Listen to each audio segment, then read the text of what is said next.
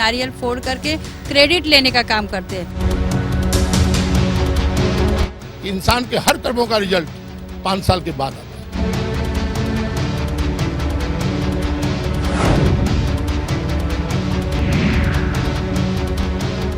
नमस्कार, मैं हूं संजय मिश्रा और आप देख रहे हैं हमारी खास पेशकश मुंबई की आवाज। आपका बहुत बहुत स्वागत है। देश की आर्थिक राजधानी मुंबई के आजाद मैदान में हम आज उपस्थित हैं। हमारे साथ यहां पर महाराष्ट्र के एसटी कर्मचारी कांग्रेस पार्टी के नेतृत्व वाली ये संगठन है और ये अपने कई मांगों को लेकर आजाद मैदान में मोर्चा खोल दिया है। इन्होंने राज्य सरकार के खिलाफ ये मोर्चा किस प्रकार का है, किन किन मांगों को लेकर ये आजाद मैदान में बैठे हैं और क्या कुछ ये अपनी बात राज्य सरकार के समक्ष ले जाना चाहते हैं। इस कार्यक्रम को शुरू करने से पहले कैमरा पर्सन सदानंद शेट्टी से ये गुजारिश करेंगे कि हमारे कैमरे के सामने खड़े उन तमाम लोगों की तस्वीरें अपने कैमरे में कैद करें और उन्हें जनता तक ले जाने का प्रयास करें, साथ ही साथ सूबे के मुख्यमंत्री देवेंद्र फडणवीस साहब तक, चूंकि भाई जगताप के नेतृत्व में ये बेमुदत उपोषण महाराष्ट्र एसटी कर्मचारी संगठन ने घोषित किया है। और हम सबसे पहले ये जानने की कोशिश करते हैं कि आखिर ये पूरा का पूरा मामला क्या है। सर, आपका नाम जानना चाहेंगे? बबन कामले। आप ये बताइए पूरा मामला क्या है। देखिए, हमारे जो एसटी कर्मचारी होते हैं वो अलग अलग जिले में उनकी नियुक्ति होती है और अलग अलग जब नियुक्ति होने के बाद उनको अलग अलग जिले में उनका ट्रांसफर हो जाता है। एक तो इनका पेमेंट जो है, पगार जो है कम है, 8 से 10 हज़ार का खाली पगार होता है और इतने कम पगार में इन लोगों को अपना घर दार छोड़ करके कहीं और किसी और दूर के जिले में जाना पड़ता है। तो हमारी ये मांग है कि जहाँ पर जिस जिले का वो रहवासी है, जिस जिले में रहता है, जिस जिले का मूल है, वहाँ पर उसका ट्रांसफर हो जाए ताकि वो उस कम पगार में, उसका कम पेमेंट में वो अपने परिवार का पालन पोषण ठीक तरीके से कर पाए। और आप बता रहे हैं कि 8 से 10 हजार सैलरी है, 8 से 10 हजार पगार में क्या उनके घर की आजीविका चल पाती है? बहुत ही मुश्किल से चल पाती है आज के इस महंगाई के दौर में। लेकिन कहीं पर कुछ न कुछ नहीं होने से अच्छा कुछ होना, ये हिसाब से लोग काम करते हैं और लोगों को ये उम्मीद है कि आगे चलकर कहीं जाकर एसटी महामंडल का पेमेंट तनख्वाह बढ़ाएगी। लेकिन इस तरह से चल रहे हैं तो ये कम पगार है, इतने महंगाई में चलना मुश्किल है। इसलिए हम लोग की ये मांग है कि आप जिस जिले में हम लोग रहते हैं, जिस जिले के हम मूल है, वहाँ पर हमें ट्रांसफर करिए। अगर सरकार ने चाहा, देखिए जब भर्ती होती है तो ऑल ओवर जिलों से बराबर भर्ती होती है और अगर जिस जिले का आदमी वहां पर उनको भेजेगा तो किसी भी एसटी डिपो में कर्मचारी कमतरता होगी नहीं, कमी नहीं होगी। कुल मिला के कहने का मतलब यह है कि something is better than nothing, यानी कुछ नहीं से कुछ भला। इनका साफ तौर पर यह कहना है कि जिस जिले से ये बिलोंग करते हैं उस जिले में इनका ट्रांसफर कर दिया जाए। चूंकि 8 से 10 हजार में अपने परिवार की आजीविका चलाना ये एक बहुत बड़ा सवाल खड़ा करता है सरकार की कार्यशैली पर और सरकारी महकमे की कार्यशैली पर। आपसे जानना चाहेंगे सर, आपका नाम? शेखर कोठावड़े। शेखर साहब, ये बताइए किन किन मांगों को लेकर आप यहाँ बैठे हैं?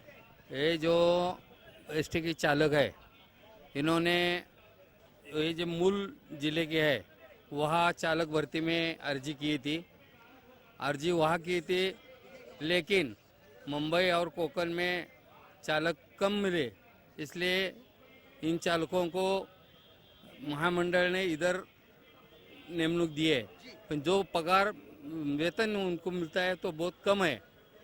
हमारी मांग ये है कि अभी एसटी महामंडल उनके मूल जिले में जो भर्ती कर रहा है चालका की, उसके अलावा भर्ती के पहले ये जो चालक है उनको उनके घर को उनके मूल जिले में भेजना चाहिए और नौकर भर्ती करनी चाहिए। इसलिए ये आमरण उपोषण है। सवाल आपका दुरुस्त है साहब, लेकिन एक बात और जानना चाहते हैं।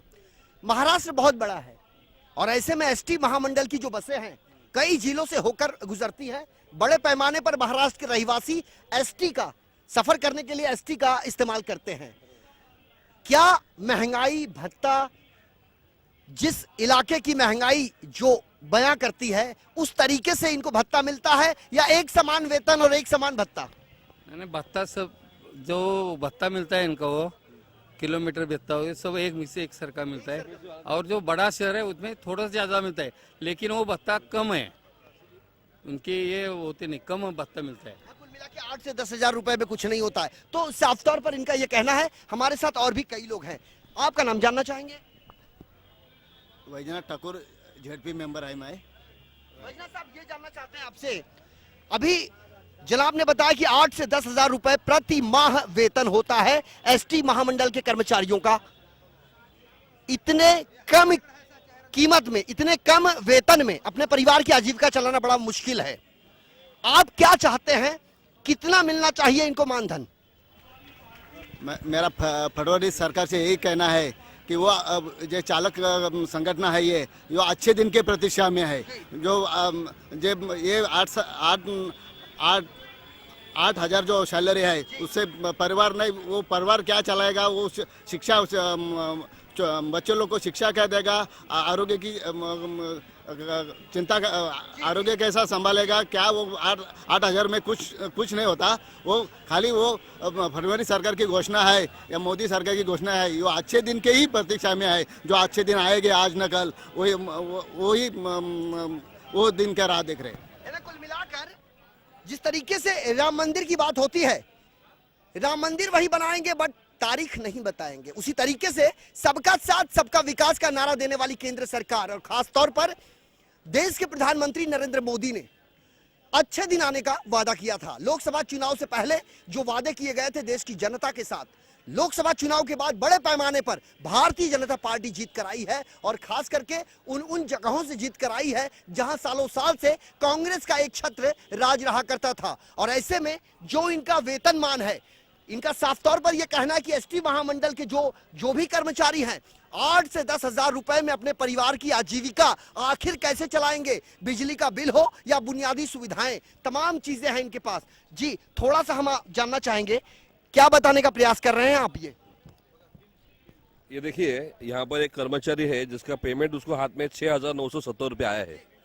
पेमेंट स्लिप है ये, 6,970 रुपये उसको पेमेंट आया है। 6,970 में ये आदमी अपने जिला छोड़ करके इस महाराष्ट्र के इस कोने में रहवासी है, वो वहाँ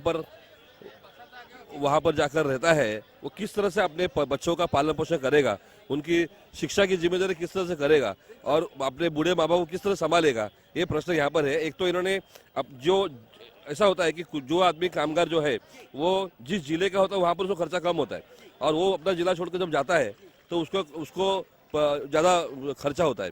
तो हाँ, बात चाहे शहर की हो, बात चाहे गांव की हो, खर्चा जो है वो लगभग जैसे जनसंख्या बढ़ रही है वैसे वैसे लोगों पर खर्च भी ज्यादा बढ़ रहा है। और हमारे हाथ में 6,970 रुपए का ये पेमेंट स्लिप है।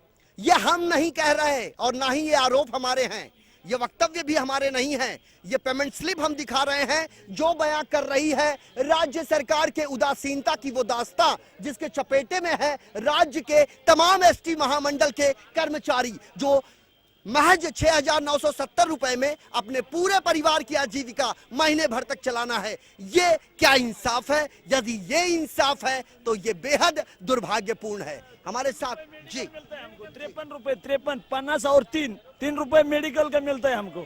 3 और सर हमारा जो महाराष्ट्र में जैसा एसटी शुरू हो गया ना, तब से हमारी एसटी जिधर भर्ती करेगा ना उधर ही नौकरी देता था एसटी महामंडल। और हमारा 7 से 27 लोग है ना उसको और जिले में भेज दिया है। मेरा गांव से मैं नौकरी 650 किलोमीटर करता है, लेकिन 650, 8,000, 10,000 में कौन करता है? और अपना घर छोड़कर 650 किलोमीटर दूर अपने परिवार छोड़कर इतने लंबे अंतराल पर जाने वाला एसटी महामंडल का जो भी बस चालक है अपनी जान जोखिम में डालकर पसीना बहाकर तपती और चिलचिलाती धूप में अपने आप को झोंक देता है। मकसद अपने परिवार की आजीविका चलाना, किसी तरीके से धनोत्पार्जन कर। लेकिन यदि एक दिहाड़ी मजदूर की बात की जाए तो एक दिहाड़ी मजदूर और एसटी महामंडल के ये चालक, इनके बीच में कोई फासला मानो नहीं रह गया है। हमारे साथ और भी कई लोग हैं, आपसे जानना चाहेंगे आपका नाम? मेरा नाम मकरंद फालके है। सबसे ज्यादा किस चीज को लेकर दिक्कत है आपको? सबसे ज्यादा तो पेमेंट को लेकर दिक्कत है। पेमेंट कुल मिला के 8 से 9 हजार रुपए मिलता परिवार है। में कितने लोग हैं आपके? परिवार में मेरी बीवी है, बच्चे हैं, मेरे माँ बाप है, इनका सबका इलाज करना है, मेरे को खाना पीना भी देना है। और खास तौर करके बात यह है कि जो लोग दिख रहे हैं ना, ये सब गरीब इसमें से आए हैं। कोई बड़े वो इसका नहीं, खानदान का बेटे नहीं है, सब किसानों के लोग बेटे है। ये इसमें से खास बात है सब है ना, जिधर अभी सूखा पड़ रहा है ना उधर के लोग है पूरे। हाँ, तो कुल मिलाकर सूखे की मार झेल रही महाराष्ट्र के कई जिलों में चाहे बेमौसम बरसात की बात हो, सूखाग्रस्त जिलों की बात हो, फसलों की बर्बादी की बात हो, साहूकार के कर्ज तले दबे उसे भूखे किसान के परिवार की बात हो, आए दिन इस महाराष्ट्र का किसान आत्महत्या करने को मजबूर है और इसके लिए कोई भी बीच का रास्ता ना ही राज्य सरकार निकाल पाई है और ना ही केंद्र सरकार। और ऐसे में भुखमरी की कगार में वो तमाम जिले के ये तमाम कर्मचारी अधिकारी हमारे साथ हैं जो बयां कर रहे हैं वहां का सूरते हाल कि किस तरीके से किसान प्रतिदिन आत्महत्या कर रहा है और दूसरी तरफ उसके परिवार पर सांत्वना दे रहे हैं ये राजनेता। लेकिन आज तक उसका नतीजा अंतिम चरण पर क्या होना चाहिए ये सभी के समझ के परे है। कुछ कह रहे थे आप? हेलो जी बोलिए। जी, हमारी पगार बहुत कम है, इसमें जीना परिवार है, परिवार में 8,000 में दूध है, घर का खर्चा है, ये हमारे पगार में नहीं हो सकता है। और हमारा एक भाई इसकी अम्मा बौड़ी में खोद के थोड़ा मार लग गई, 50,000 रुपये इसका खर्चा आ गया। तो बाद में इसमें क्या क्या हमारे पास 53 रुपये या हमारे को वैद्यकीय भत्ता बोल के दिए जाती है। इसमें हमारे वैद्यकीय भत्ते में 53 रुपये में हमारे बच्चों को, हमारे को और हमारे सब परिवार को कैसा हम इसको इलाज करेंगे? क्या महीने का 53 रुपया दवाखाने का। ये वैद्यकीय व्यवस्था है राज्य सरकार की, ये मेडिकल अलाउंस है, ये वो वैद्यकीय व्यवस्था है। 53 रुपए में एक चालक यदि जख्मी होता है या उसका परिवार आहत होता है तो 53 रुपए में उसे दवा कराना है, ये योजना है। बहरहाल हमारे साथ यहाँ पर बड़े पैमाने पर लोग हैं, लेकिन वक्त हो चला है कि छोटे से ब्रेक के बाद जब लौटेंगे तो कुछ लोगों से करेंगे और भी चर्चाएं। बने रहिए लेमन न्यूज के साथ।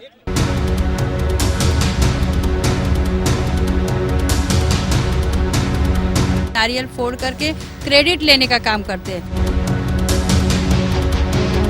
इंसान के हर कर्मों का रिजल्ट 5 साल के बाद आता है।